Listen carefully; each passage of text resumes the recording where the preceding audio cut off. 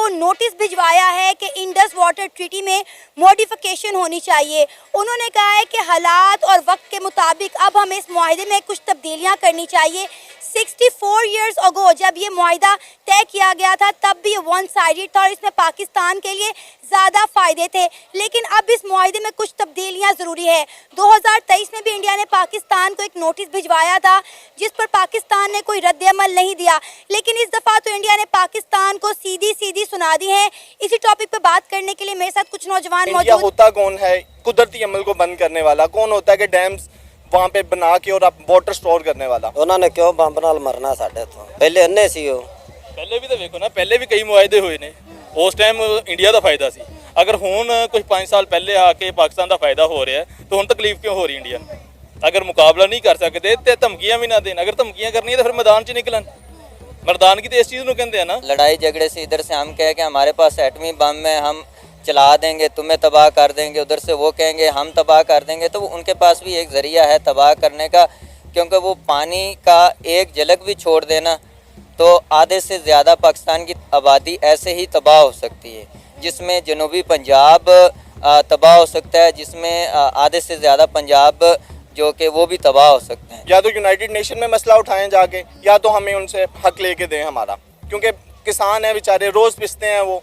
Fertiliser में भी पानी के मसाइल भी इतने ज़्यादा हैं। हमारी कैनाल्स जो हैं मेजर्स वो भी बंद सूखी पड़ी हुई हैं, जिसकी वजह से हमें काश्तकारी में बहुत मुश्किलात का सामना हम तो इंडिया को धमकियां देते हैं कि हमारे पास एटम बम है, हम मार के उड़ा देंगे, और यहाँ तुम्हें पानी के लाले पड़ गए कि अगर इंडिया ने हमारा पानी बंद कर दिया तो पाकिस्तान तो बूंद बूंद को तरस जाएगा। अब हमें अमल करने की ज़रूरत है, हमें एक आधा चला देना चाहिए। अपने जर्नलों को नहीं देखना, हमने अपनी कौम को देखना है। हम अपनी कौम के लिए लड़ेंगे, जर्नलों के तो सर पे तो हम कभी भी नहीं खड़े होंगे, हम अपनी हिम्मत पे खड़े होंगे। आपको लगता है लड़ाई झगड़ा करने से इस तरह के मसले हल हो सकते हैं? जी हो सकते हैं, क्योंकि अगर एक गैर कौम हमारे पाकिस्तान पे अटैक करेगी तो हम खामोश नहीं रहने वाले, कभी भी नहीं रहेंगे। अगर जनरल हमें सपोर्ट नहीं भी करते तो इतना असला तो हमारे घरों में भी वजूद पड़ा हुआ है कि हम मुकाबला कर सकते हैं। वो पाकिस्तान को अच्छा समझते ही नहीं, नवाम को। वो बस जो इंग्लिश कंट्री है उनसे मिलके हम सबको उड़ाना चाहते हैं। इनका कोई इतबार नहीं, हिंदू है ना।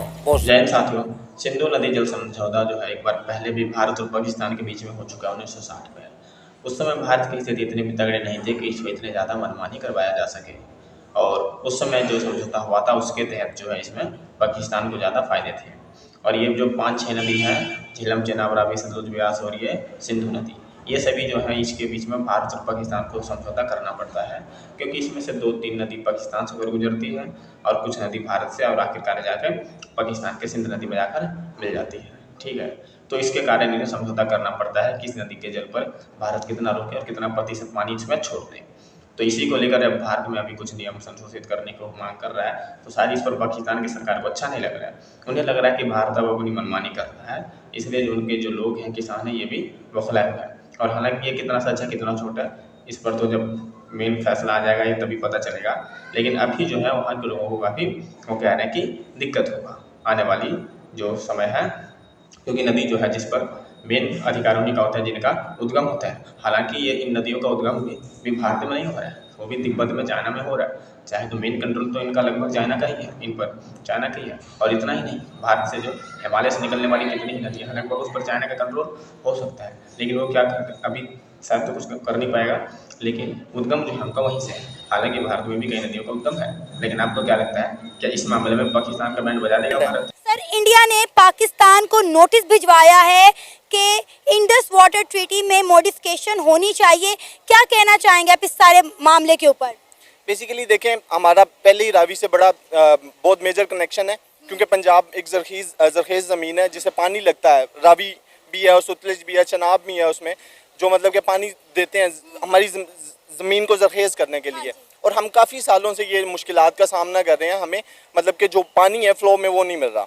ठीक है, और जिसकी वजह से हमें बहुत ज़्यादा हमारी काश्तकारी में मुश्किलात आ रही हैं, और बहुत सी चीज़ें हैं जिसमें हमें ये चीज़ें सामना करना पड़ती हैं, और डेली मतलब कि हमें ये चीज़ों का देखना पड़ता है। इंडिया होता कौन है कुदरती अमल को बंद करने वाला? कौन होता है कि डैम्स वहाँ पे बना के और वाटर स्टोर करने वाला?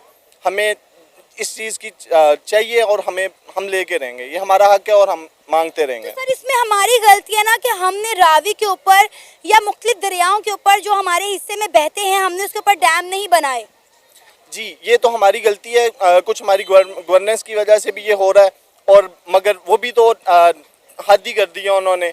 ये मतलब कि 64 ईयर से ही कंटिन्यू ऐसे ही चल रहा है जैसे हो रहा है, और मतलब कि काफ़ी किसान हैं जो मतलब कि नहीं अफोर्ड कर सकते इन चीज़ों को, ट्यूबवेल्स को, इलेक्ट्रिसिटी के बिल्स हैं इतने ज़्यादा, जिसकी वजह से हमें ज़रखेज़ पानी ही चाहिए रावी का, जो मतलब कि कनाल्स के ज़रिए हमारी फसलों को खुशहाल और शादाब बनाता है।